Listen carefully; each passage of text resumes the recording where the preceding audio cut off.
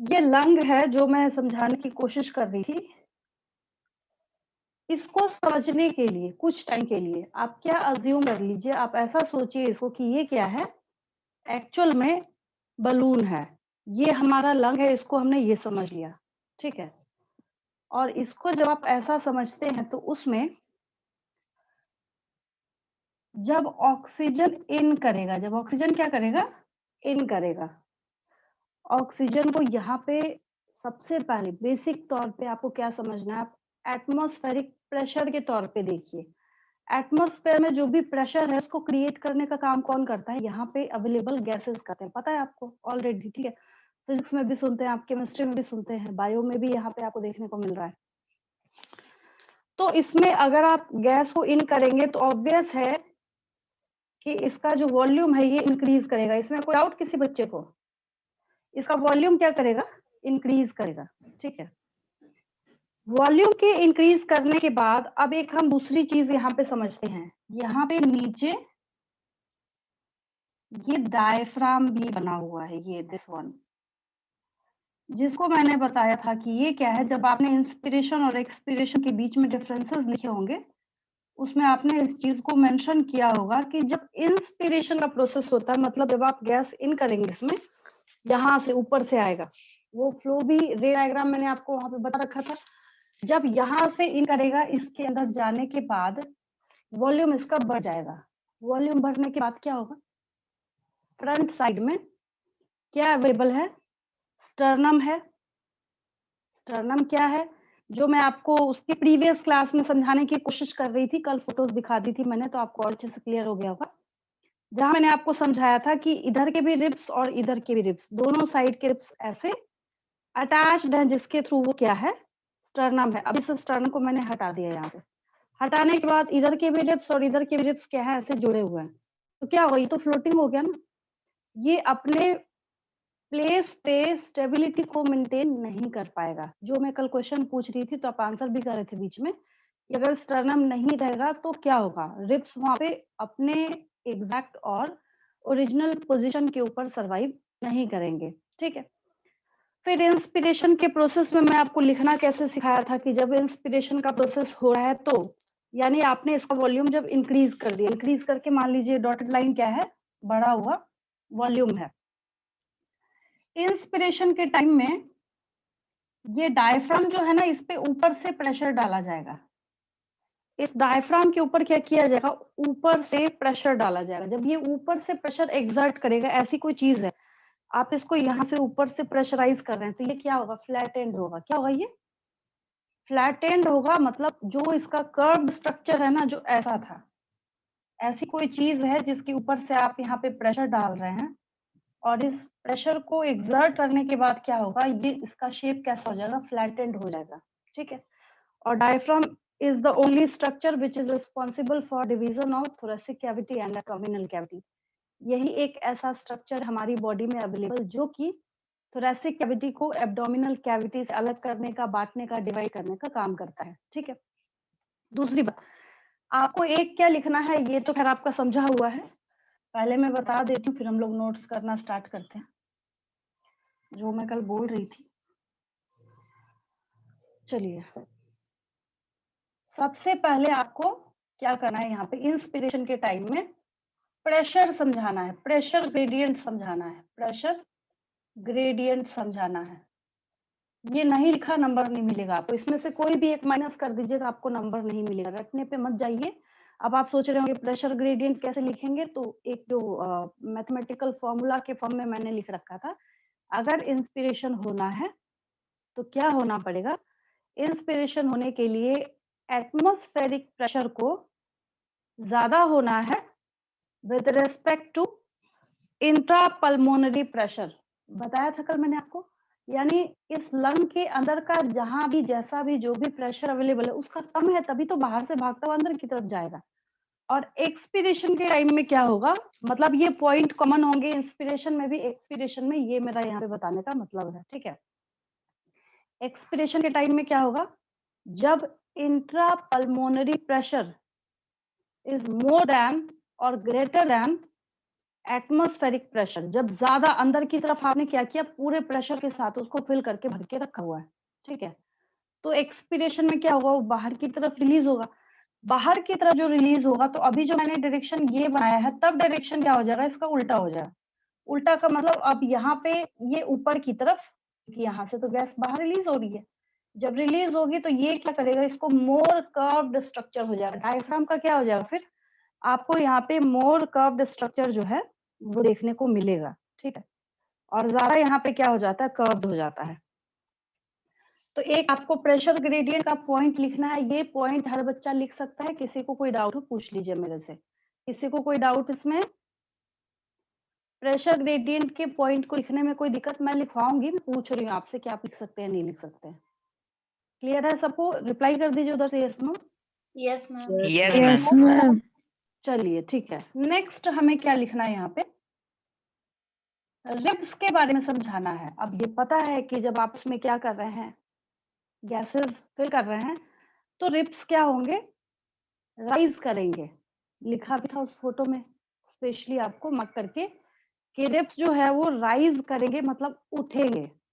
Inspiration expiration होता है, तो आप भी बता सकते हैं अपनी बॉडी में कि कब इंस्पिरेशन हो रहा है, कब एक्सपिरेशन हो रहा है। कौन इसका सिंबल देता है? ऐसा थोड़ी कि हम वहां पे बैठ के ग्रेडियंट चेक कर रहे हैं, नहीं, वो पता चल जाता है। रिब के जो है वो राइज होगा तो हम समझते हैं कि अच्छा इंस्पिरेशन का प्रोसेस हो रहा है। जब वो वापस अपनी जगह पे है तो हम समझते हैं अच्छा एक्सपिरेशन का प्रोसेस हो रहा है, ठीक है। तो आपको यहाँ पे रिब्स का भी रोल लिखना है। रिब्स मतलब जो रिब केज है। अब ये बात अलग है कि स्टर्नम इसके साथ कनेक्टेड है, बस आप लोग क्या कीजिएगा, स्टर्नम को जरूर लिखेंगे। स्टर्नम भी क्या करेगा, इंस्पिरेशन होगा तो राइज करेगा, एक्सपिरेशन होगा तो ये नॉर्मल पोजीशन को वापस चला जाएगा। Then diaphragm. डायफ्राम के बारे में जब हम डिस्कशन करेंगे तो डायफ्राम भी क्या होगा, यहाँ पे अगर इंस्पिरेशन हो रहा है तो फ्लैटेंड होगा, एक्सपिरेशन होगा तो ये राइज होने की वजह से वापस कर्व्ड स्ट्रक्चर को अक्वायर कर लेगा, ठीक है। डायफ्राम के बाद फिर हम लोग डिस्कशन स्टार्ट करते हैं डायफ्राम के साथ। तो यहाँ पे हम लोग वॉल्यूम ऑफ लंग की बात करते हैं। यानी कि जब आप इसके अंदर गैस फिल कीजिएगा तो इसका वॉल्यूम इंक्रीज होगा, फिर क्या होगा, वॉल्यूम डिक्रीज होगा। सबसे बढ़िया केस आपको अस्थमा वाली फोटो से सीखने को मिला होगा। हमें पता है, आप हर जगह सुनते आए हैं, 9th की क्लास में भी आपने पढ़ा था। हमारा जो ट्रैकिया है उसके अंदर म्यूकस की लेयरिंग और लाइनिंग होती है, वहां से लेके पूरे रेस्पिरेटरी सिस्टम में चलता है। बट पहले वो लाइनिंग क्या थी, काफी थिन थी। और बाद में क्या हो जाता है, वही लाइनिंग कैसी हो जाती है, मतलब एक्सेसिव म्यूकस के जमा होने की वजह से उसका डायमीटर कम हो गया था। वो कैसा हो गया था, श्रिंक कर गया था। तो डायमीटर कम होगा तो आपको ब्रीदिंग में क्या होगी, वहां पे प्रॉब्लम होगी। तो इन सारी चीजों का भी बहुत बड़ा रोल है आगे जाके। और ये तो पैसेज या पाथवे मैंने आपको समझा ही रखा है। वो एक पर्सन की फोटो दिखा के सबसे पहले स्टार्ट कहाँ से करते हैं, आप नॉस्ट्रिल से स्टार्ट करते हैं। देन नॉस्ट्रिल के बाद आप मूव कीजिएगा, फिर कहाँ जाइएगा, नॉस्ट्रिल के बाद थोड़ा सा फ्लाइट सा पोर्शन जहाँ पे पैसेज लाइक या गेट लाइक स्ट्रक्चर होता है, that is nasal passage. Nasal passage के बाद कहीं पे नेजल कैविटी लिखा होता है, कहीं पे नेजल चैम्बर लिखा होता है, दोनों एक ही चीजें हैं, ठीक है। फिर हो गया आपका नेजल पैसेज या नेजल चैम्बर। उसके बाद फिर क्या हुआ, pharynx, which is the common opening for both oesophagus and trachea, और food pipe and wind pipe, दोनों के लिए कॉमन ओपनिंग है। फेरिंग्स के बाद लैरिंग्स। मैं अभी बोल रही हूँ, आप बोल के देखिए, यहाँ पे वाइब्रेट कर रहा है ये, यहाँ पे वाइब्रेशन होता है। तो ये वाइब्रेशन किसकी वजह से हो रहा है, आपका लैरिंग्स कर रहा है। वॉइस बॉक्स जो है यही यहाँ पे क्या कर रहा है, वाइब्रेशन करने का काम कर रहा है। फेरिंग्स है, फिर लैरिंग्स है, ठीक है। देन उसके बाद पैसेज जो है हमारा ट्रैकिया का, वो स्टार्ट हो जाता है। पैसेज के बीच में जो चीजें नहीं लिखी जाती है, अब जैसे हम अगर कमरे काउंट करते हैं तो हम उसमें गेट दरवाजे को थोड़ी काउंट करते हैं। हम काउंट कर रहे हैं कि हमारे घर में रूम कितने हैं, 1 2 3 4। अब किसी की मर्जी एक ही रूम में वो 4 दरवाजे लगा ले, एक बालकनी में ओपन हो रहा है, दूसरा बाहर ओपन हो रहा है, तीसरा किसी दूसरे रूम में ओपन हो रहा है, उसकी मर्जी। तो हम दरवाजे थोड़ी काउंट करते हैं वहां पे। तो एक एपिग्लोटिस भी मैंने आपको समझाया था, जो कि एक कवर लाइक स्ट्रक्चर है, जो बारी बारी से ऑल्टरनेटिवली एक बार इसोफेगस को और एक बार ट्रैकिया को ऑल्टरनेटिवली क्लोज करने का काम करता है। तो बहुत सारे फैक्टर्स हैं जो वॉल्यूम ऑफ लंग के अंदर क्या है, हिडन है यहाँ पे, ठीक है।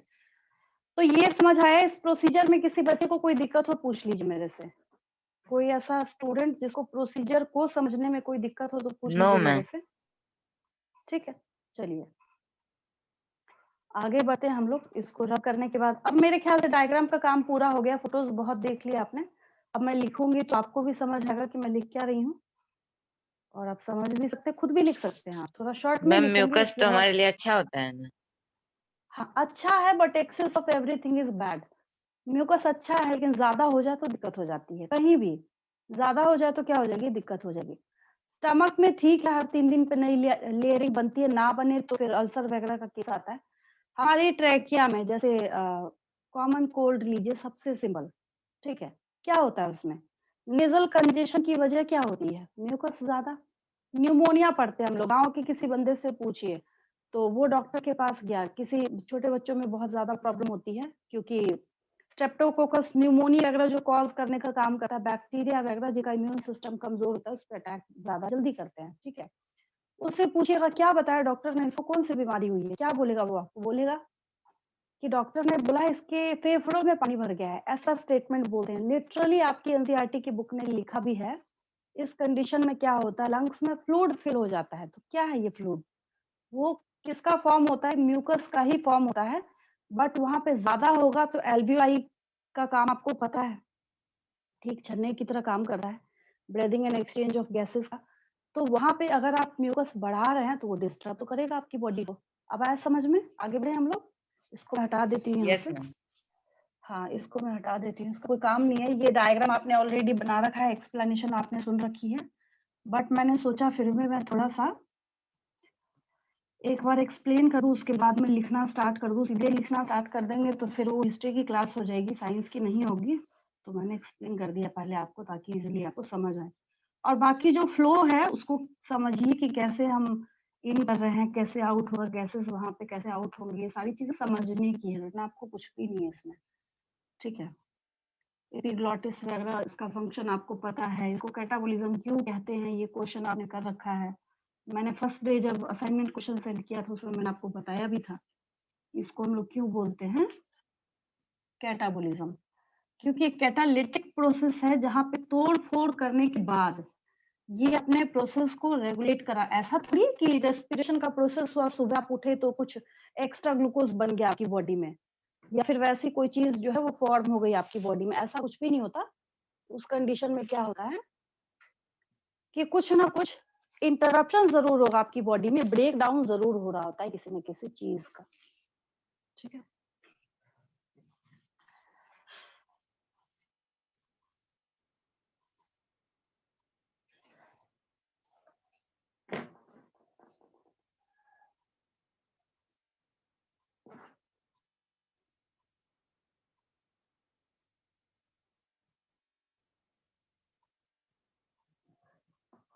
देखिए, इंस्पिरेशन से, हाँ, यहाँ से नज़र आ रहा है आपको? इंस्पिरेशन से हम लोग स्टार्ट करते हैं।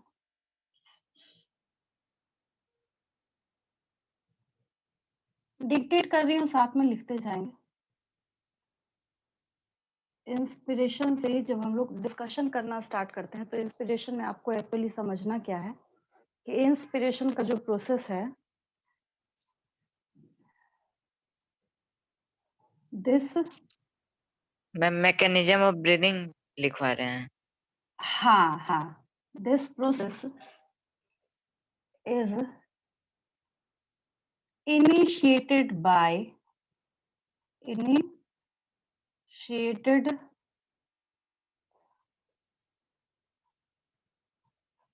this process is initiated by, अब देखिए रटने की बजाय अब आप खुद ही आंसर दे देंगे इस चीज का।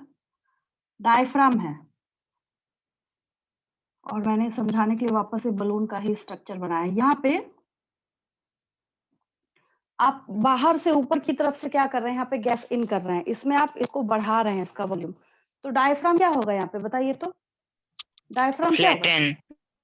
हाँ, तो फ्लैटेंड है तो इसको हम लोग क्या बोलते हैं, दबा रहे हैं किसी चीज को, क्या कर रहे हैं, कंप्रेस कर रहे हैं ऊपर से।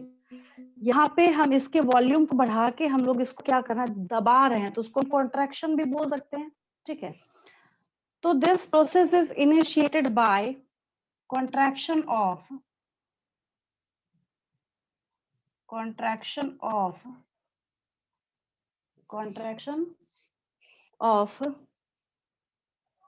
diaphragm.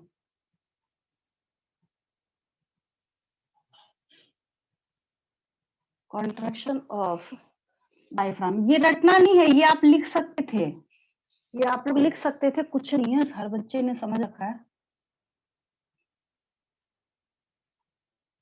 और ब्रैकेट में समझने के लिए मैं आपको लिख देती हूँ यहाँ पे फ्लैटेड डायफ्राम।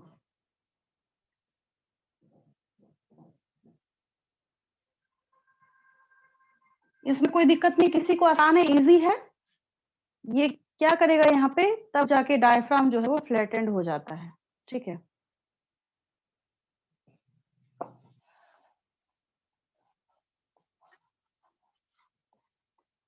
अब इसकी वजह से क्या होगा, इसकी वजह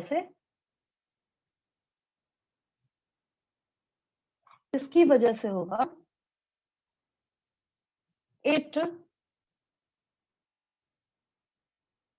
इंक्रीजेस, या फिर शॉर्ट में लिखती हूँ, इतना लिखने की जरूरत नहीं है, volume of thoracic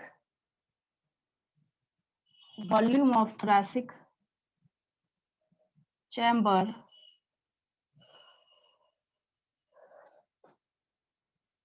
is increased.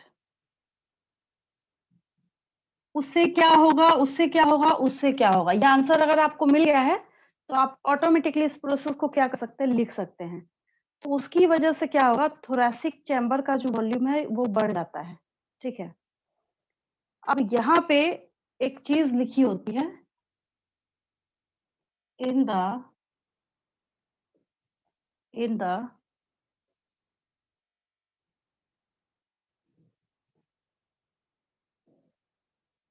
Entero-posterior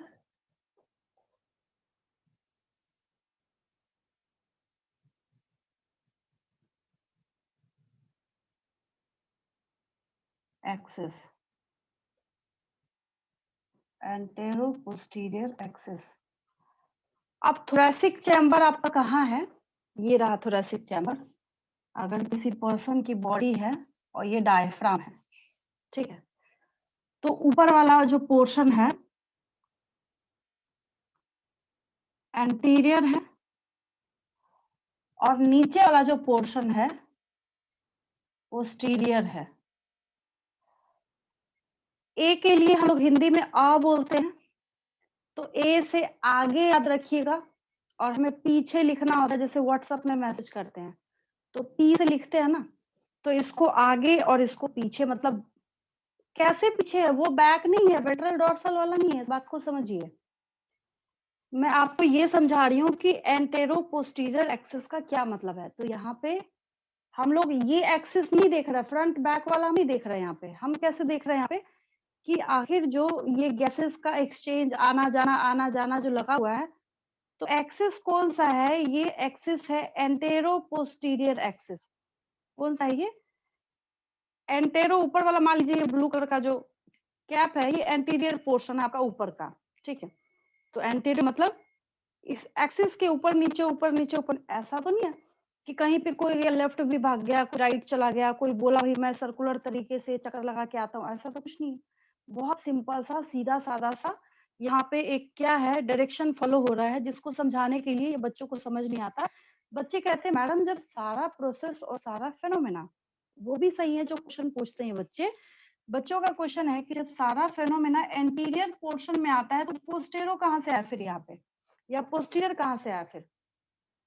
ये समझ है आप लोगों को, समझाने के लिए कि अगर हम एक्सिस डाल के देखते हैं, कोई एक ऐसा ऑर्गेनिज्म है जिसका अपर पोर्शन है और लोअर पोर्शन है, या फिर डायफ्राम के ऊपर का पोर्शन है, डायफ्राम के नीचे का पोर्शन है, तो गैस का वहां पे जो फ्लो है वो ऊपर नीचे इस डायरेक्शन में हो रहा है, जिसके लिए यहाँ पे आपको स्टेटमेंट क्या दिया जाता है, कहता है ये एंटेरो पोस्टीरियर एक्सिस। इसमें कोई दिक्कत किसी को? No ma'am. चलिए नो समझ मैम। आया, बहुत अच्छा। हाँ, पहले होता था कि इसमें डाउट होता है, बच्चे भी सही हैं जो क्वेश्चन पूछते हैं कि पोस्टीरियर क्यों लिखा है, तो वो कुछ नहीं है, बस ये डायरेक्शन बताने के लिए। हाँ भाई देखिए, जब होगा ऐसे होगा, ऊपर नीचे ऊपर नीचे। अब ऐसा तो नहीं है ना कि यहाँ पे आया तो फिर इधर के कोई ऑर्गन में चला गया, ऐसा तो कुछ है नहीं। क्या है, ये समझाने के लिए anterior posterior, posterior anterior, posterior anterior, यही डायरेक्शन है, ये समझाने के लिए बोला जा रहा है, बस और कुछ नहीं है। ठीक है, तो तभी यहाँ पे लिखा गया है। अब देखिए,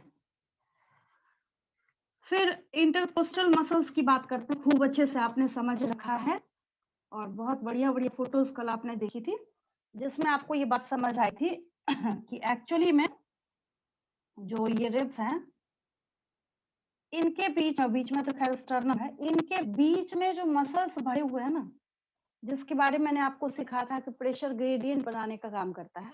ठीक है, तो यहाँ पे जैसे हम लोग जब पढ़ते थे तो हमारे फिजिक्स के टीचर ने क्वेश्चन सॉल्व करने को दिया था, मतलब क्वेश्चन कुछ इस तरीके से था, उसमें क्या डिराइव करके निकालना है सो नहीं बताऊंगी मैं, वो तो आप लोग खुद ही स्मार्ट है। क्वेश्चन में इस तरीके से प्रेशर बाकी सारी चीजें उन्होंने दे दी थी, ऐसे ऐसे क्वेश्चन पूछा था उन्होंने। देखिए, उन्होंने बोला कि हम दो झोपड़े बनाते हैं, दो हट बनाते हैं ऐसे। ठीक है, ये बनाया हमने, काफी कमजोर सा है, ये ए वाला भी काफी कमजोर सा है, और दूसरा मैंने यहाँ पे बना दिया, ये बी वाला भी यहाँ पे क्या है, ये भी काफी कमजोर सा है। ठीक है, बहुत तेज आंधी आई। ठीक है, तो इसने क्या किया, ए वाले ने, यहाँ भी एक विंडो है और इधर भी एक विंडो है, मतलब इतनी फैसिलिटी है वेंटिलेशन, आप समझते हैं कि अगर एयर पास हो तो इधर इधर जाए, इधर से इधर जाए, इधर से इधर जाए, इधर से इधर जाए। ठीक है, और इस बी वाले बंदे ने क्या किया, ये पूरा यहाँ पे गेट बंद करके बैठ गया, गेट जो है अपना ये क्लोज करके बंद करके बैठ गया। ठीक है, तो उन्होंने बोला कि जब आंधी तूफान आएगा तो कौन सा इसमें जो मतलब कौन सी झोपड़ी है जो आंधी से उड़ जाएगी। ठीक है, क्वेश्चन समझ रहे हैं आप लोग? मुझे ये भी याद है काफी बी बच्चों वाला ने आंसर मैम। किया कि बी वाला जो है। मैम। हाँ, तो आप लोग को यहाँ पे बात समझ आ रही है, बहुत अच्छा एग्जाम्पल है, इसमें प्रेशर वगैरह सब दे के हमारे से क्वेश्चन पूछा गया था। ठीक है, इसके पास तो कुछ है ही नहीं ना पैकिंग के लिए, क्या हम बोलेंगे इसमें कि गया बाहर से गैस गया तो वॉल्यूम बढ़ रहा है, नहीं बट क्या, कुछ नहीं, खुला दरबार है, आया दूसरी साइड से निकल गया, तो ये बच जाएगा, ये वाला जो है बच जाएगा। लेकिन इसको ये पूरा पैक करके जो बैठा है, तो तेज आंधी तूफान के आने के बाद इसके अंदर का तो प्रेशर तो कम है ना यहाँ पे। ठीक है, ये बाहरी प्रेशर को एग्जर्ट नहीं कर पाएगा, जिसकी वजह से ये उड़ जाएगा, कमजोर बनता है, काफी देखा ही आपने। ठीक है, अब ऐसा नहीं कि पत्थर वाले मकान का वो एग्जांपल दे देते, ऐसा नहीं दिया था, हम लोग तो सर्वाइव कर ही रहे हैं, घरों में आंधी तूफान रोज आते हैं। हट का। हट का, झोपड़े का, हाँ हट का एग्जांपल दिया था। तो ये केस ना सबसे अच्छा फिट होता है हमारे लंग्स के ऊपर। अब अगर अगर आपको कभी फ्यूचर में समझ नहीं आया कि what is the significance of presence of intercostal muscles in our lung, या फिर in protection for our lungs, जो भी आपको समझना है, इस केस को याद कर लीजिएगा। इंटरकोस्टल मसल जो है उसने यहाँ पे पूरी पैकिंग करने का काम करा है। आप इंटरकोस्टल मसल हटा दीजिए, फिर ऐसे खुला हो जाएगा, ड्रामा ही खत्म। किसका वॉल्यूम कम है, किसका वॉल्यूम ज्यादा है, हम कुछ सोच ही नहीं सकते, वहां पे कोई दिक्कत ही नहीं है। ठीक है, तो अगला केस जो मैं लिखने वाली हूँ, किसका लिखने वाली हूँ, कि स्टर्नम जो है वो भी लिफ्ट अप करेगा, इंटरकोस्टल मसल है वो भी लिफ्ट अप करेगा, मतलब थोड़ा राइज करेगा, ऊपर जाएगा। ठीक है, तो बाकी तो कैसे ये प्रेशर ग्रेडियंट बनाता है ये आप इस एग्जांपल से समझ चुके होंगे। ठीक है, अच्छा खासा एग्जांपल था ये। तो नेक्स्ट हम लोग यहाँ पे किसका रोल लिखेंगे, हम लोग नेक्स्ट यहाँ पे इंटरकोस्टल मसल्स का रोल लिखेंगे। ठीक है,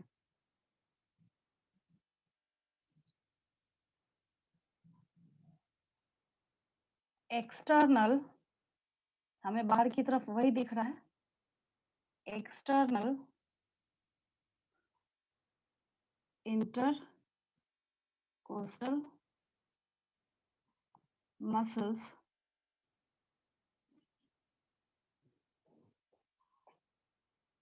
लिफ्ट अप। कोई दिक्कत नहीं, किसी को एक साधारण सी भाषा और साधारण सा लैंग्वेज लिखा है मैंने, ठीक है।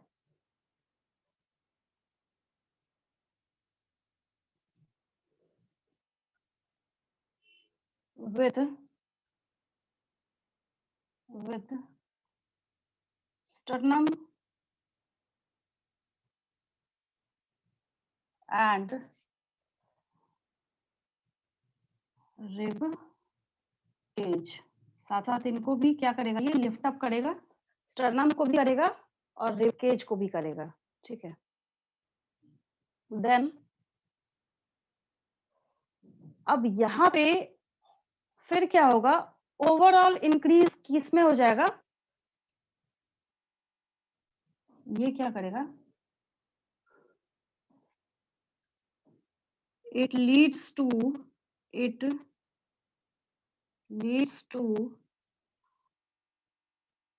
overall increase in thoracic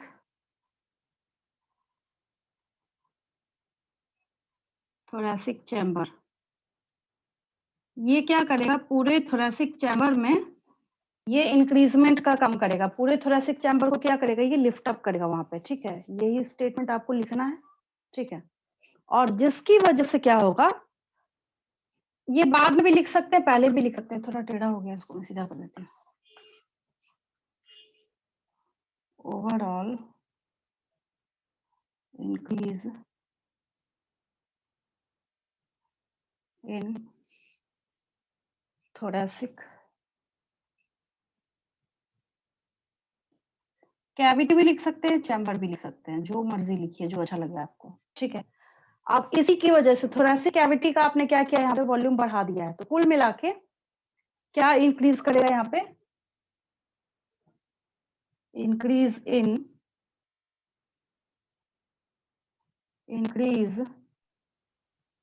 in pulmonary मतलब lung, increase in pulmonary volume. Pulmonary volume क्या होगा, इंक्रीज करेगा। इसमें कोई दिक्कत किसी को, कनेक्टेड है, कंसर्न्ड है, दोनों एक दूसरे के साथ, कुछ अलग नहीं है, ठीक है। अब यहाँ पे फिर क्या होता है, अब इसका उल्टा प्रोसेस हो जाएगा, क्योंकि पहले क्या हुआ, pulmonary volume, pressure, thoracic chamber का प्रेशर, सब कुछ आपने यहाँ पे बढ़ा के रखा हुआ है, ठीक है। जब आपने इंक्रीज कर लिया, पहले क्या था, इसकी शुरुआत में क्या था, इसके शुरुआत में था कि एटमॉस्फेरिक प्रेशर ज्यादा था। अब क्या किया आपने, इतना करने के बाद, इतना जब आपने कर लिया, इतना करने के बाद आपने यहाँ पे पोजीशन को उल्टा करके रख दिया है, ठीक है। यहाँ पे आप फिर क्या करते हैं, इसका आपने बाद में क्या किया, प्रेशर को बढ़ा लिया, किसके कंपैरिजन में, एटमॉस्फेरिक प्रेशर के कंपैरिजन में, ठीक है। तो एटमॉस्फेरिक प्रेशर के कंपैरिजन में आप इसको जैसे ही क्या करेंगे, बढ़ाएंगे, क्योंकि आपने पल्मोनरी वॉल्यूम को यहाँ पे क्या किया है, इंक्रीज करके रखा हुआ है, ठीक है। अब इसके बाद एटमॉस्फेरिक प्रेशर से ही क्या होगा, जैसे ही ज्यादा होगा, ठीक है, तो ये फिर क्या करता है, यहाँ से मूव आउट होना शुरू होगा। ये क्या होगा, यहाँ पे मैं एक लाइन डाल देती हूँ। लाइन डालने का मतलब खत्म नहीं हो गया, लाइन डालने का मतलब है इंस्पिरेशन जैसे हमने लिखा है, अब हम क्या करेंगे, एक्सपिरेशन को इसका उल्टा करके लिखेंगे, ठीक है। एक्सपिरेशन जब हम लोग लिखना स्टार्ट करते हैं, expiration,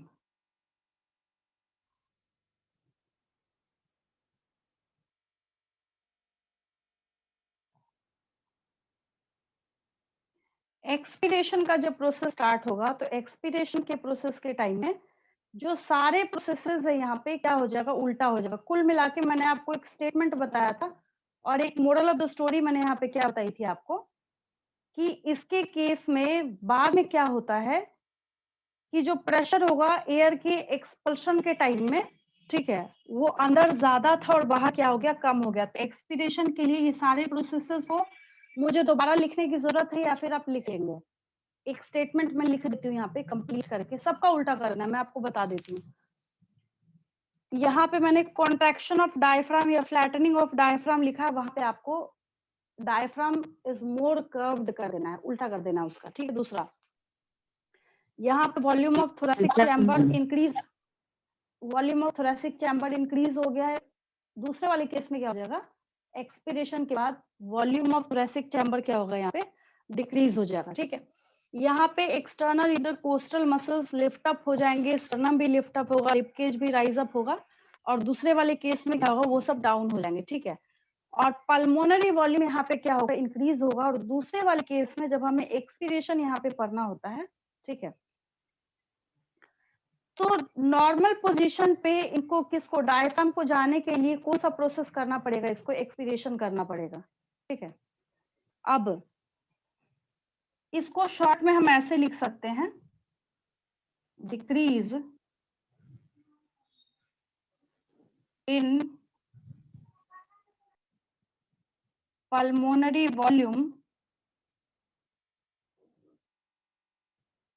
decrease in pulmonary volume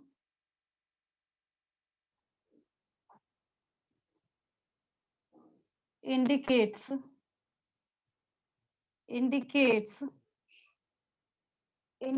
the process of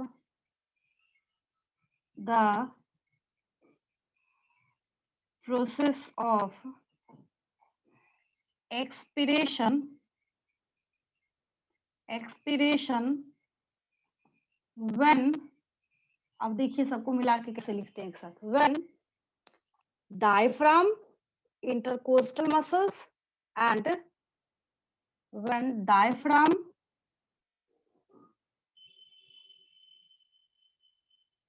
DIAPH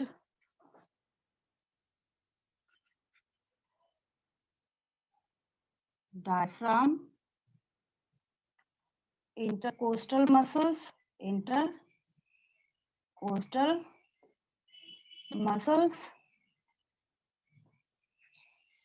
and sternum are relaxed, बस कहानी खत्म। सबको बेचारे को आपने प्रेशराइज करके रखा हुआ था, और सबके बाद अब यहाँ पे फाइनल क्या हो रहा है, वो कैसे कौन से कंडीशन में जा रहे हैं, यहाँ पे रिलैक्स्ड स्टेट में जा रहे हैं, ठीक है। तो फिर क्या हो गया, आप उसको अपने नॉर्मल पोजीशन पे भेज रहे हैं, ठीक है। अब यहाँ पे अगर हम हेल्दी ह्यूमन की बात करें, किसकी बात करें, हेल्दी ह्यूमन की बात करें,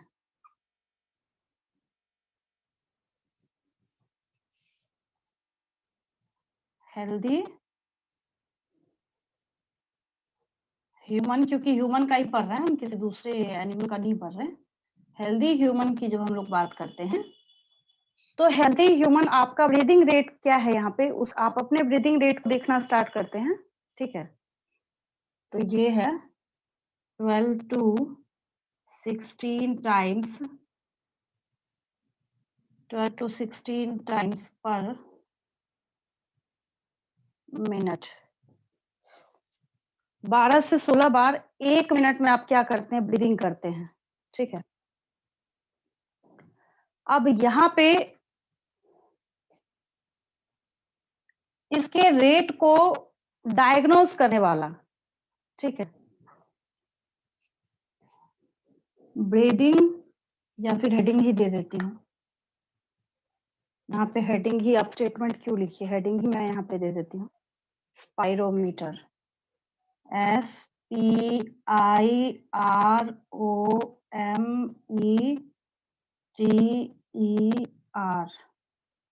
स्पाइरोमीटर होता है एक मतलब हॉलो सा होता है, जिनको अस्थमा वगैरह की प्रॉब्लम होती है, या फिर कभी ऐसा हुआ कफ वफ की प्रॉब्लम होती है, बहुत दिन से ठीक नहीं हो रहा, काफी टाइम हो गया वो इन्फेक्शन का, अब जाके और डॉक्टर को बोल रहे हैं कि हमें ब्रीदिंग में प्रॉब्लम होती है, ये प्रॉब्लम है, हम चेकअप करा रहे हैं, हमारा ठीक नहीं होता है, तो आपको टेस्ट लिखते हैं, कुछ नहीं, एक हॉलो सा होता है, वो आपके मुंह पे रख के और नॉर्मली बोलते हैं जैसे आप सांस लेते हैं वैसे ही लेते रहिए।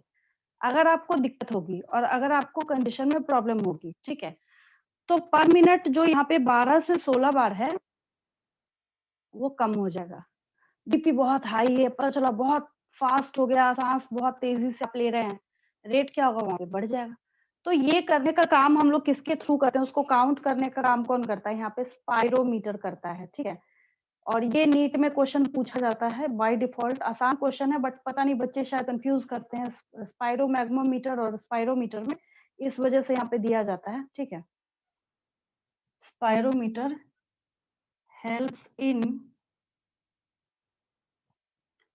क्लिनिकल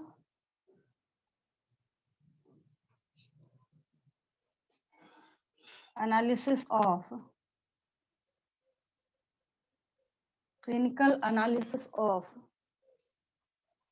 breathing rate,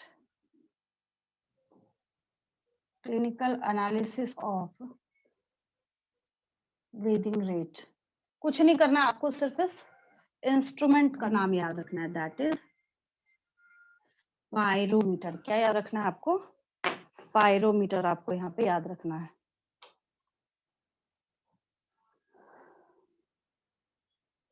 इतना हो गया होगा तो मुझे बताइएगा, फिर मैं रब कर देती हूँ इसको। हो गया मैम। हो गया है मैम। चलिए ठीक है, रब कर देती हूँ फिर मैं इसको।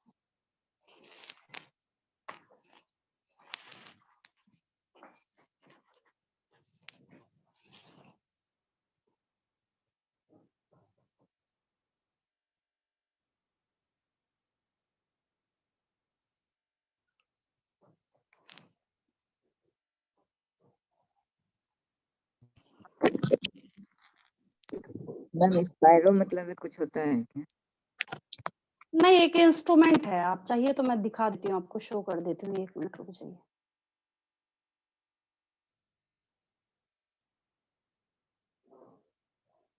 वो उसका शेप ऐसा होता है ना, हॉलो होता है, जिसकी वजह से हम लोग यहाँ पे स्पाइरो टर्म यूज करते हैं, ठीक है। उसके शेप की वजह से हम लोग यहाँ पे स्पेशल स्पाइरो टर्म यूज करते हैं।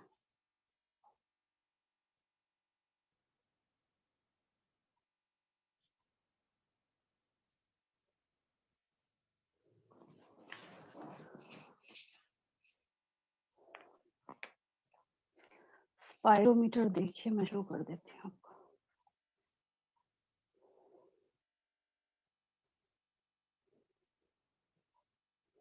किसी को कोई डाउट, इतने बहुत आसान है, फिजियोलॉजी है मतलब बहुत आसान है, कुछ नहीं है इसमें, समझना है, समझने के ऊपर सारे क्वेश्चंस। अभी मैं आपसे क्वेश्चन पूछती हूँ, आप खुद ही फटाफट आंसर करेंगे।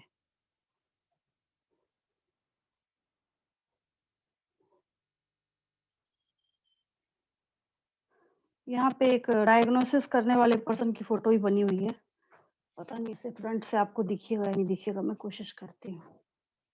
देखिए, दिख रहा है? Yes ma'am. Yes ma'am, book रहा है। यही है, ठीक है। ऐसी, और ये जो यहाँ पे डिवाइस नीचे लगा हुआ है, ये डिवाइस क्या कर रहा है, मतलब उसमें रीडिंग जाती है कि 1 मिनट में क्या आपका रेट है ब्रीदिंग का, बस इसी वजह से इसका नाम क्या रखा गया है, स्पाइरोमीटर, और कुछ नहीं है, यही है बस। चलिए, अब जो हो रहा है हम लोग का यहाँ पे टाइडल वॉल्यूम वगैरह स्टार्ट होगा ना, ठीक है। ये छोटे छोटे टॉपिक्स में बैड लक आप समझिए, या फिर अगर आपको याद रहता है तो आप गुड लक समझिए। इसमें कहीं कोई डिस्काउंट नहीं है, कहीं कोई ट्रिक नहीं है, कहीं कोई रिलैक्सेशन नहीं है। टाइडल वॉल्यूम है, इंस्पिरेटरी रिजर्व वॉल्यूम है, एक्सपिरेटरी रिजर्व वॉल्यूम है। थोड़ा थोड़ा समझाती जाती हूँ, समझ आएगा आपको, समझने में कोई दिक्कत नहीं है। पहला समझ आएगा, आप बोले अच्छा ये तो बहुत आसान है। दूसरा मैं समझाऊंगी, फिर आप बोलेंगे अच्छा ये भी बहुत ईजी है। थर्ड मैंने आपको समझाया, आपको वो भी सारी चीजें आपको यहाँ पे बहुत ईजी लगेंगी। बट दिक्कत क्या होती है, जब पूरा आप पढ़ चुके होंगे ना, तो आपको वहां पे कंफ्यूजन क्रिएट होनी स्टार्ट हो जाती है, सब खिचड़ी बन जाता है, ठीक है। तो बारी बारी से धीरे धीरे करते हैं हम लोग। इसको रब कर देती हूँ, पहले क्वेश्चन सुन लीजिए फटाफट आप। डायफ्राम फ्लैटेंड कब होता है, इंस्पिरेशन एक्सपिरेशन बोथ, तो किस में टिक करेंगे हम लोग, इंस्पिरेशन में करेंगे, ठीक है। डायरेक्शन क्या होता है इसका, जो गैसेस इन आउट होते हैं, तो डायरेक्शन मान लीजिए आपको लिख दिया गया यहाँ पे कि dorsal axis, only ventral axis, या फिर एंटेरो पोस्टीरियर एक्सिस, तो एंटेरो पोस्टीरियर एक्सिस को टिक करना होता है, ठीक है। एक्सटर्नल इंटरकोस्टल मसल्स रिलैक्स्ड कब होते हैं? एक्सपिरेशन के टाइम में। यहाँ पे तो लिफ्ट अप है ना, रिलैक्स्ड कब होगा वो? रिलैक्स्ड ओनली एक्सपिरेशन के टाइम में सारी चीजें रिलैक्स होती हैं, ये याद रखिए बस। रिलैक्सेशन के साथ आपको किसको याद रखना है? एक्सपिरेशन को याद रखना है। कभी कंफ्यूजन हो कि इंस्पिरेशन में रिलैक्स्ड होगा या एक्सपिरेशन में, तो एक्सपिरेशन लिखने में भी एक्स आता है, एक्स आता है ना, ABCD का एक्स लिख रहा है ना एक्सपिरेशन की स्पेलिंग में। रिलैक्सेशन की स्पेलिंग लिखने में भी एक्स आता है, इसे याद रखिएगा। रिलैक्स्ड सारी चीजें कब होती हैं? एक्सपिरेशन के प्रोसेस में होती हैं, ठीक है, इसे याद रखिएगा तो आपको आसानी होगी। चलिए इसको रब करती हूँ मैं। अब हम लोग टाइडल वॉल्यूम देखते हैं।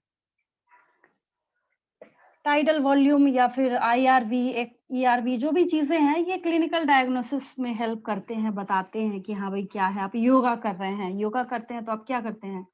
टाइडल वॉल्यूम, ये सारी चीजें, फोर्सफुल इंस्पिरेशन एक्सपिरेशन आप कर रहे हैं, तो वहां पे आप मेहनत मशक्कत कर रहे हैं कि आपके लंग्स को ज्यादा से ज्यादा क्या मिले? ऑक्सीजन मिले, और बॉडी पार्ट्स को, सेल्स को, टिश्यूज को सबसे ज्यादा ऑक्सीजन पहुंचाने का काम करे वहां पे, ठीक है, यही चीज है और कुछ नहीं है।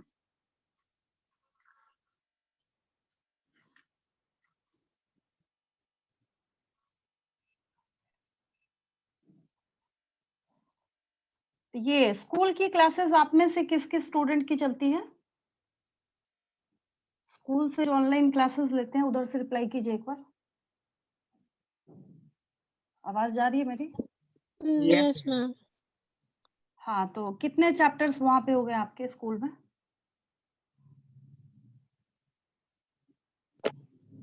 बहुत सारा हो गया है। मतलब बहुत सारे में नाम बताइए। बहुत सारे नाम बताइए जल्दी फटाफट। मैम जो क्योंकि फर्स्ट यूनिट है ना उसका चारों हो गया है, फिर एनिमल हाँ किंगडम और हाँ ठीक, फिर स्ट्रक्चरल ऑर्गेनाइजेशन इन एनिमल्स। वो तो रिमूव्ड है। अच्छा चलिए ठीक है, कुछ पोर्शन है उसका 7 और मैम एक plant kingdom, third. Plant kingdom तो सॉरी तीसरा सॉरी, चैप्टर आप बोल रहे हैं ना, हाँ वो 1 to या 4 फिर वो सारा। और मैम और ह्यूमन फिजियोलॉजी का भी 2 चैप्टर हुआ है। अच्छा, फिजियोलॉजी में 2 चैप्टर कौन कौन से हुए हैं? एक ये ब्रीदिंग वाला हुआ होगा, दूसरा मैम एक इसके बाद भी है एक वो वाला। Body fluids and circulation. Yes ma'am. चलिए ठीक है, 17 पे हम लोग चल रहे हैं और 18 एनिमल किंगडम को ना थोड़ा सा जल्दी करेंगे, उसको 2 क्लासेस में खत्म करूंगी। नेक्स्ट जो आपकी क्लास है परसों, थर्सडे है, कल तो क्लास नहीं है, परसों है। तो मैं पहले ही आप लोगों को बोल देती हूँ, थोड़ा सा कोऑपरेट कीजिएगा, सिलेबस थोड़ा खींचने दीजिए, होने दीजिए। वापस से 12th में आप जाएंगे तो ऐसा थोड़ी कि आपको कोई भगाने जा रहा है, आपका मन करे आप बैठ के पढ़िए, कोई दिक्कत नहीं है उसमें, ठीक है। तो ये है। मैम और हाँ बोलिए। 8 मैम मेरे स्कूल में यूनिट 1 और यूनिट 2 हो गया है। यूनिट 3 में सेल साइकिल चल रहा है और हाँ ह्यूमन फिजियोलॉजी में ब्रीथिंग वाला चल रहा है। यही बात। चलिए, चलिए बहुत अच्छी बात है, आपके यहाँ तो पैरेलल चल रहा है। मैंने 1 2 3 4 आप लोगों को जो कराया है मैंने, और उसके बाद 8th चैप्टर सेल, 9 बायोमोलिक्यूल्स भी आपने बहुत अच्छे से किया है। Cell cycle and cell division नहीं कराया ना मैंने आपको? नो मैम वो नहीं हुआ। No ma'am. समझाया मैम समझाया सेल जहाँ डिवीजन जहाँ नहीं पे। हुआ है। चलिए इसी को करते हैं, 10वें को ही करते हैं, ठीक है, इसी को करते हैं फिर एनिमल किंगडम के बाद, क्योंकि ये तो मास्टर चैप्टर है अपने आप में, बायोलॉजी ही अधूरा है इसके बिना, ठीक है, ये करते हैं। और फिर मैंने आपको 4 तो अभी चल रहा है, और अभी हम 17 कर रहे हैं, breathing and exchange of gases. और तो नहीं किया हमने कोई? यूनिट 2 में पूरा छूट जाएगा। नहीं छूटेगा कुछ भी नहीं, उसके बहुत सारे पोर्शंस रिमूव्ड है, होगा होगा क्यों नहीं होगा, ठीक है, बहुत सारे। आपके एग्जाम आपके स्कूल ने कब बोला है, कब होने हैं एग्जाम्स, बताइए मुझे। सर मैम PT3 हो गया बायो का 11 तारीख को। 11 कब, फेब में? नहीं 11 को हो गया है अभी। यूटी हुआ होगा ना, यूनिट टेस्ट हुए होंगे ना। हाँ, तो यूनिट टेस्ट तो चलते रहते हैं, उसमें क्या, उसमें कोई दिक्कत नहीं। फाइनल एग्जाम्स कब है? फाइनल का बताइए मुझे। डेट अनाउंस हुआ है? क्योंकि कई जगहों पे नहीं बता रहे डेट, अभी कह रहे हैं कि नहीं हम बताएंगे नो बताएंगे। मैम, डेट तो नहीं, हमारा तो मार्च में होगा। और कैसे होगा, ऑनलाइन होगा या ऑफलाइन होगा, ये भी बता दीजिए। अभी 12th वालों के साथ एक बार ट्रायल हुआ था ऑफलाइन का, तो हमारा भी सोचा जा रहा है ऑफलाइन के लिए। अच्छा अच्छा मैम हम लोग का हमेशा ऑफलाइन होता है जितना बार। अच्छा अच्छा। दिल्ली में तो पेरेंट्स डरे हुए हैं, केसेस बहुत ज्यादा बढ़ रहे हैं, तो उन लोगों को बोला गया कि कोई दिक्कत नहीं, ऑनलाइन लिया जाएगा टेस्ट, और करके उनके भी चैप्टर्स बहुत ज्यादा हो रखे हैं। 2-2 दिन में एक चैप्टर ओवर होता है, ठीक है, 2-2 डेज में। ऑनेस्टली अगर हम चले तो 2 डेज 3 डेज, 2 डेज 3 डेज ऐसे चैप्टर ओवर होता है, लेकिन वो तो तब होगा ना जब आप कोऑपरेट करेंगे। कोऑपरेट का मतलब, तो डेप्थ में डिटेलिंग में तो चल रहे हैं हम लोग, आपको पता है, मुझे समझाने की जरूरत नहीं है ना, आप छोटे बच्चे हैं, आपको ऑलरेडी मेरे से ज्यादा बेटर पता है, ठीक है। तो इसको एक ब्रीदिंग वाले चैप्टर को होने दीजिए, उसके बाद के जो चैप्टर्स है उसमें थोड़ा हम उसको स्पीड अप करते हैं। और लॉकडाउन होने के बाद भी अच्छे खासे चैप्टर्स हम लोगों ने भी कवर कर लिए हैं, कम नहीं किया है, बहुत डिटेल में। और सबसे बड़ी बात कि कुछ चैप्टर्स दोबारा हुए हैं, जैसे प्लांट किंगडम दोबारा रिपीट हुआ, बायोलॉजिकल क्लासिफिकेशन दोबारा हुआ है, नहीं ठीक है। क्या नहीं हुआ है, फिर से बोलिए। प्लांट किंगडम दोबारा नहीं हुआ है। नहीं हुआ मैम। बायोलॉजिकल क्लासिफिकेशन दोबारा हुआ है, शुरू में थोड़ा सा करा के फिर से स्टार्ट करा के मैंने एक बार कराया था, मैं इसलिए बोल रही हूँ। थोड़ा सा पोर्शन मैंने कराया था, उसके बाद फिर से उसको स्टार्ट किया था, कुछ बच्चे इंक्रीज हुए थे। पूरे फुल चैप्टर को तो नहीं बोल रही हूँ, बट हाफ का बोल रही हूँ। और बहुत सारा टाइम तो जैसे नए बच्चे आए तो हमें ये भी कराइए, लिविंग वर्ल्ड ही करना है, तो थोड़ा बहुत टाइम उसमें भी गया है। खैर कोई बात नहीं, अब आगे इसको इंक्रीज करते हैं। हाँ, लिविंग वर्ड तो मेरे ख्याल से 50 बार हुआ होगा, ठीक है, 50 टाइम्स हुआ होगा, जबकि वो चैप्टर हटा दिया गया है। चलिए टाइडल वॉल्यूम की बात करते हैं, ठीक है। बात किसकी करते हैं यहाँ पे? Tidal volume. इससे नीट में क्वेश्चन जरूर पूछा जाता है। नीट में कैसे क्वेश्चंस पूछे जाते हैं? कैसे क्वेश्चंस पूछे जाते हैं? जो कंफ्यूजिंग होते हैं। कैसे पूछे जाते हैं? जो कंफ्यूजिंग होते हैं, टफ नहीं होता, कंफ्यूजिंग होता है। टाइडल वॉल्यूम क्या पढ़ रहे हैं हम लोग? टाइडल वॉल्यूम पढ़ रहे हैं, ठीक है। टाइडल वॉल्यूम में सबसे पहली चीज जो यहाँ पे आपको याद करनी है, फर्स्ट थिंग इज दैट, कि आप यहाँ पे नॉर्मल रेस्पिरेशन देख रहे हैं। क्या देख रहे हैं? पहली यहाँ पे term and condition is that कि आप यहाँ पे नॉर्मल रेस्पिरेशन के प्रोसेस को देख रहे हैं। ना तो आप योगा कर रहे हैं, ना आप भाग दौड़ रहे हैं, ना आप एक्सरसाइज कर रहे हैं। आप लोग क्या देख रहे हैं यहाँ पे? नॉर्मल रेस्पिरेशन का प्रोसेस कर रहे हैं। अगर आप में से कुछ बच्चे अगर कोऑपरेट करें, तो जैसे कल मैंने समझाया है, तो मतलब सिर्फ कॉन्सेप्ट समझा के अगर आप लोग रिटन वर्क करने को रेडी हो जाएं, तो 3-3 दिन में मैं भी एक चैप्टर आपका कवर करा सकती हूँ। अगर आप तैयार हो तो, अगर नोट वर्क मेरा अगर आप खुद करके देंगे तो। यस मैम, हम लोग कर लेंगे नोट वर्क। नोट वर्क अगर Yes, आप करने ma'am. को रेडी है, हाँ, क्योंकि दूसरा एक बैच है पर्सनल, जो कि बच्चे कहते हैं हम नोट वर्क कर लेंगे, आप हमें समझा दीजिए। तो समझा के मैं निकलती हूँ, तो 3-3 दिन में एक चैप्टर कवर हो रहा है। प्लांट फिजियोलॉजी भी है, फिजियोलॉजी में ऐसे तो निकल नहीं सकते। जैसे मैंने एक केल्विन साइकिल, बहुत ये भी मैं समझा दूंगी कि लिखना कैसे है। मैं ये भी आपको बताती हूँ हर चीज में लिखना कैसे है, बट लिखना आपको पड़ेगा। तो अगर आप रेडी हैं तो समझाने में तो वैसे भी हमारा काम ही समझाना है, हम लोग समझाते जाएंगे, उसको आपको क्या करना है, नोट आपके वर्क पास भी करके मैं मुझे लिखूंगा। नोट्स तो बहुत है, कितना नोट्स चाहिए आपको? पीडीएफ में है, हैंड रिटन में है, नोट्स कितना है? जब तक हाथ से आप खुद से नहीं लिखेंगे ना, आपको नंबर नहीं मिलेगा। आपके थ्योरी में एक 12th वाला स्टूडेंट भी यही बोल रहा था, 70 नंबर जो है और 30 नंबर आपका प्रैक्टिकल का है। चलिए इसको मैंने अभी माइनस कर दिया। 70 मार्क्स आपको किस चीज के मिल रहे हैं? 70 मार्क्स आंसर कीजिए एग्जाम उधर में से, किसके मिल रहे हैं? एग्जाम में लिखने के, ठीक है। और थ्योरी नोट्स का। मैं दूंगी, हाँ थ्योरी का मिलेगा, लिखने का मिलेगा। और आप लोग मतलब 11th के बच्चे स्पेशली अपने आप को इतना बड़ा तिस्मार खां समझते हैं कि हमने बस एक बार देखा और हमारे दिमाग में वो प्रिंट हो गया, हमने एग्जाम में जाके लिख दिया। एटलीस्ट एक बार प्रैक्टिस कीजिएगा ना लिख के, आपका खुद का नोट्स बन जाएगा। वो आपको मैं सेंड कर दूंगी, उसमें कोई दिक्कत नहीं है। एक बार एटलीस्ट कम से कम एक बार तो लिख के प्रैक्टिस कीजिएगा ना, ओनली वन टाइम। अब जैसे एनिमल किंगडम इतने लंबे टाइम से चल रहा है और दूसरे बैच में मैंने 3 दिन में करा दिया उसको। समझाती में गई, सब कुछ समझाया मैंने, टेबल बना के एक बार सब कुछ समझा दिया। वो बच्चे इतने एक्टिव, वो प्रॉम्प्ट की फटाफट नोट्स बना के खुद से भेज रहे हैं। भाई समझा होता है तो चीजें लिखने में मजा आता है कि हाँ, हमें टीचर ने समझा रखा है, हम देखते हैं हम कैसा लिख सकते हैं। आपको क्या लगता है कि सबकी राइटिंग स्ट्रेटेजी एक जैसी होती है? सबकी राइटिंग जो स्किल है वो एक जैसी होती है क्या? नोट्स हर बच्चे का एक जैसा होता है? आप क्यों डिपेंड करते हैं दूसरे के नोट्स पे? हर सब्जेक्ट के लिए बोल रही हूँ मैं। केमिस्ट्री का मान लीजिए आपने क्लास नहीं करी है, मैं आपको एक टॉपर का नोट्स ला के दे देती हूँ, आपको क्या लगता है आप भी टॉप कर जाएंगे उसको पढ़ के? तो नोट्स पे, हाँ, नोट्स पे रिलाई मत कीजिए।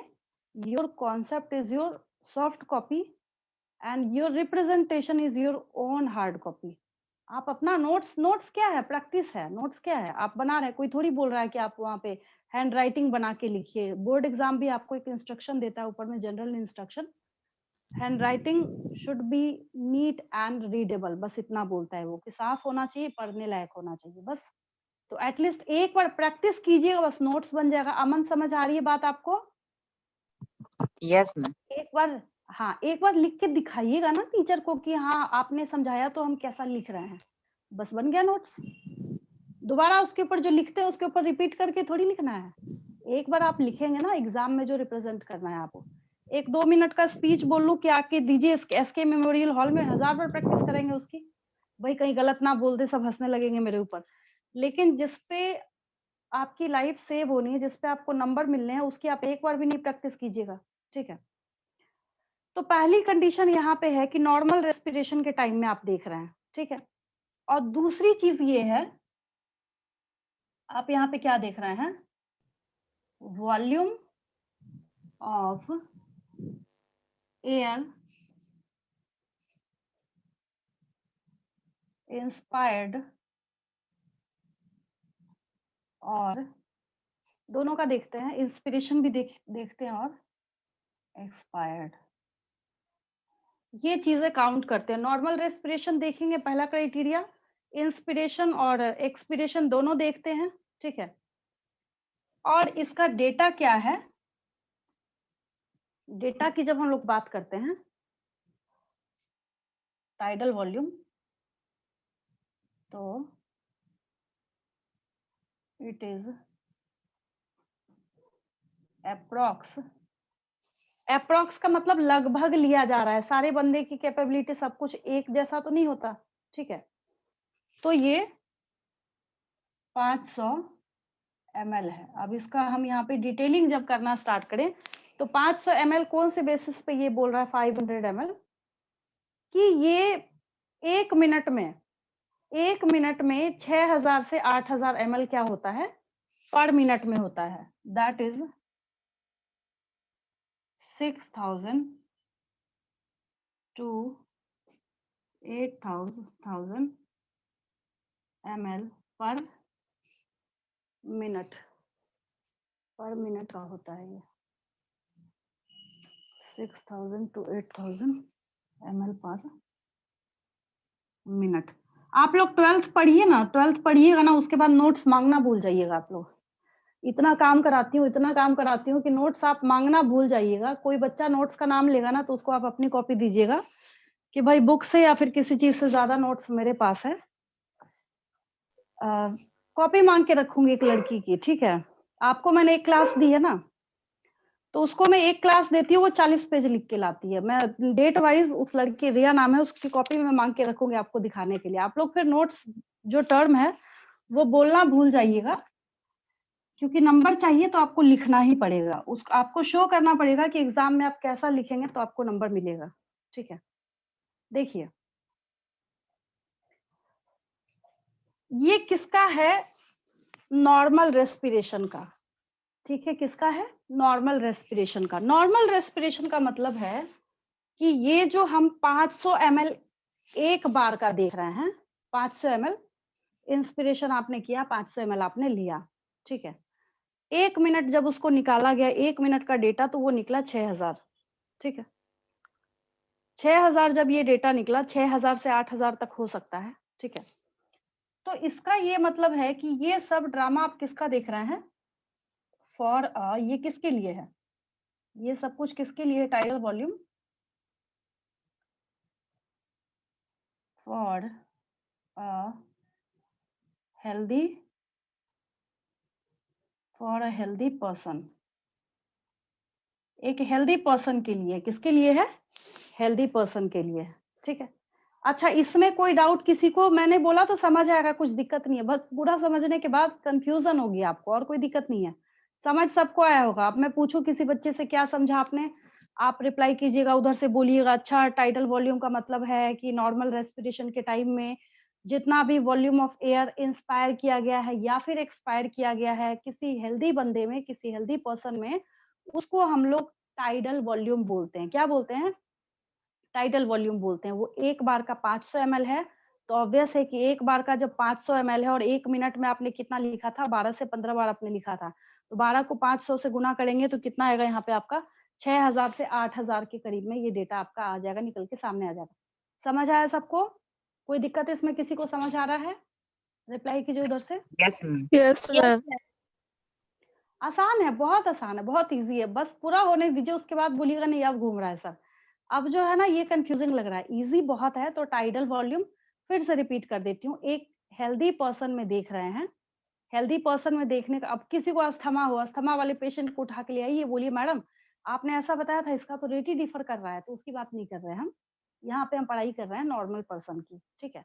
तो नॉर्मल पर्सन में क्या होगा कि उसका जो डेटा आप देखेंगे, वन टाइम का 500 ml है, तो 1 मिनट का कितना होगा? 1 मिनट का उसका 6000 से 8000 हो जाएगा। और नॉर्मल ये इंस्पिरेशन या एक्सपिरेशन के टाइम का देखा जा रहा है, ना तो योगा लिखा गया है, ना एक्सरसाइज लिखा गया है, ना एरोबिक लिखा गया है, ना डांस लिखा गया है, ठीक है। नॉर्मल है ये, आप बैठे हैं सुन रहे हैं, अभी अभी का है, ठीक है। टाइडल वॉल्यूम के बाद फिर हम लोग यहाँ पे IRV यानी इंस्पिरेटरी रिजर्व वॉल्यूम देखते हैं। क्या देखते हैं? IRV। अब इसका हम एब्रिविएशन जब यहाँ पे निकाल के देखते हैं, तो I for inspiratory, R for reserve, और ये है वॉल्यूम। ये नाम बेचारा खुद ही अपना काम बता रहा है। ये नाम जो है इंस्पिरेटरी रिजर्व वॉल्यूम, ये क्या कर रहा है? तो ये खुद ही अपना यहाँ पे काम बता रहा है, ठीक है। तो यहाँ पे ये क्या बोल रहा है? जब आप नॉर्मल ब्रीदिंग कर रहे थे, तो वहां पे आपका डेटा था 6000 से 8000, ठीक है। अब योगा पे आते हैं, योगा पे आएंगे तो आप क्या कीजिएगा? पूरा जोर लगा के CO2 बाहर और ऑक्सीजन इन, CO2 बाहर, ऑक्सीजन इन, यही काम कीजिएगा फोर्सफुल जब हो रहा है, ठीक है। नॉर्मल जो ये 6000 निकला, इस 6000 के जाने के बाद और कितना वो फोर्सफुल इंस्पिरेशन के थ्रू वो बाहर कर सकता था। याद रखिएगा यहाँ पे रिजर्व लिखा हुआ है, इंस्पिरेटरी रिजर्व वॉल्यूम। ये होने के बाद जब क्या हो गया, यहाँ पे आपने नॉर्मल रेस्पिरेशन किया है, तो 1 मिनट में आपने 6000 वहां पे रिलीज किया था, ठीक है, या लिया था, दोनों है ये, ठीक है। बट यहाँ पे जब IRV के बारे में हम लोग चर्चा करते हैं, तो ये क्या है? इस चीज की गारंटी हो जाती है कि it's additional volume of air, additional volume of air. अब आप बोल रहे हैं कि एडिशनल वॉल्यूम ऑफ एयर है, सो तो ठीक है, बट क्या है, कैसे है, किस तरीके से है? यहाँ कंफ्यूजन नहीं है। ऊपर वाले में कंफ्यूजन थी इस बात की, किसका देख रहे हैं? इंस्पिरेशन का देख रहे हैं, एक्सपिरेशन का देख रहे हैं। कंफ्यूजन को क्लियर किया गया, बोला गया चलो दोनों का, किसी का भी, इसका देखें या उसका देखें, डेटा यही निकल के सामने आ रहा है, ठीक है। जितनी बार ऑक्सीजन इन करेंगे उतनी बार तो CO2 बाहर करेंगे। वैसा तो है नहीं ऑक्सीजन एक बार गया तो डबल टाइम में CO2 बाहर जा रहा है, ऐसा तो होगा नहीं, ठीक है। लेकिन ये बेचारा खुद बता रहा है कि भाई आप जो है वो इंस्पिरेशन का देख रहे हैं, यहाँ पे एक्सपिरेशन भूल जाइए, एक्सपिरेशन को आउट कर दीजिए यहाँ पे। तो एक कंफ्यूजन आपका ये रिजर्व क्लियर करता है और दूसरी जो आपकी कंफ्यूजन है वो यहाँ पे इंस्पिरेशन क्लियर करने का काम करता है। तो मैंने यहाँ पे रिजर्व से निकाल के लिख दिया एडिशनल वॉल्यूम ऑफ एयर। क्या लिखा मैंने यहाँ पे? एडिशनल वॉल्यूम ऑफ एयर, ठीक है। अब किसका ये एडिशनल वॉल्यूम ऑफ एयर आपने लिखा है? A person can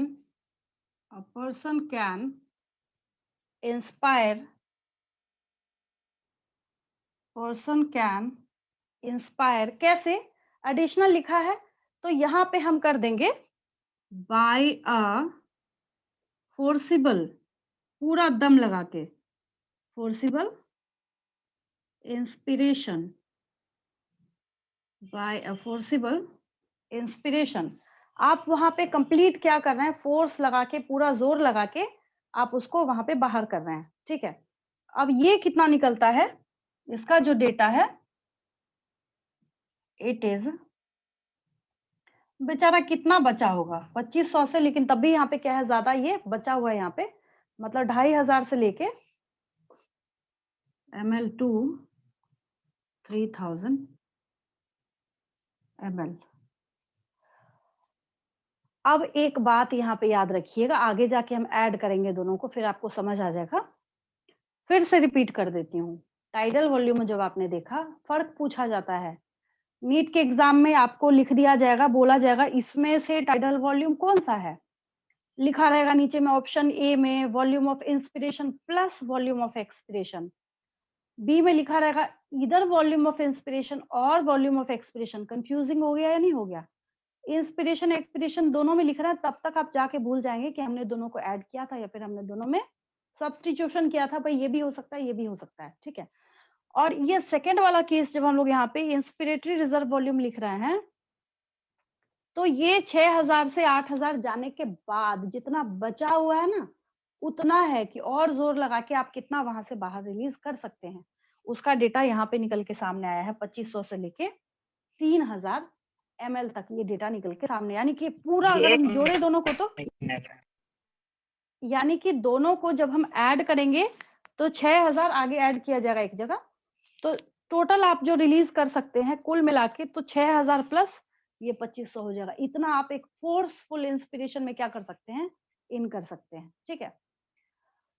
यहाँ तक किसी को कोई डाउट हो तो पूछिए। क्लास आज की ओवर कर